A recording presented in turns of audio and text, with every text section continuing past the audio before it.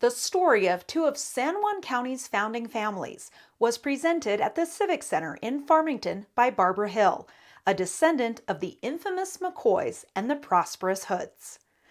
You're watching the local news network brought to you by Boone's Family Tie Barbecue and Distill Beer, Wine, and Spirits. I'm Wendy Graham Settle. Sponsored by the San Juan County Historical Society, the presentation was a result of many years of research by 84-year-old Hill. Her great-great-grandfather Levi Allen McCoy arrived at Cedar Hill in 1878.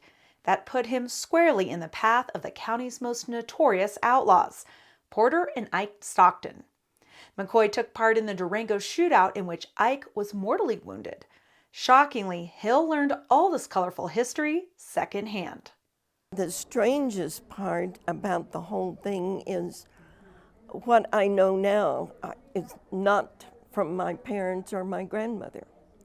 There was so many really interesting things that went on that until I started really digging in the history that I had no idea.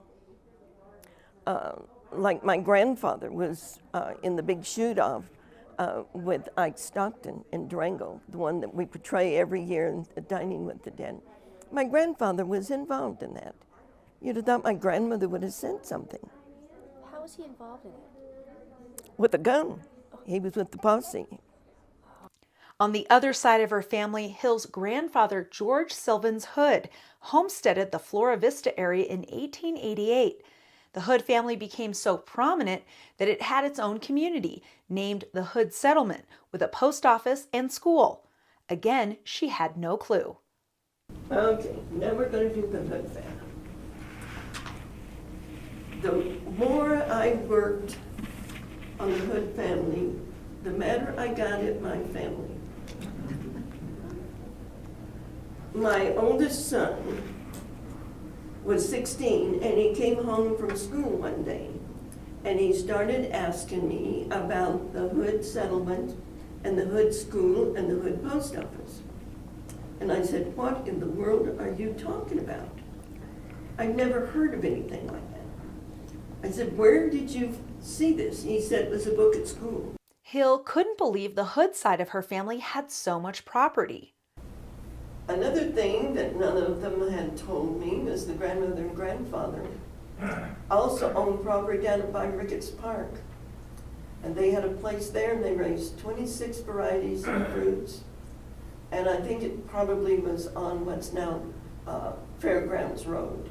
Probably a lot of you have wondered why that street's called Fairgrounds. Well, that used to be where the fairgrounds was.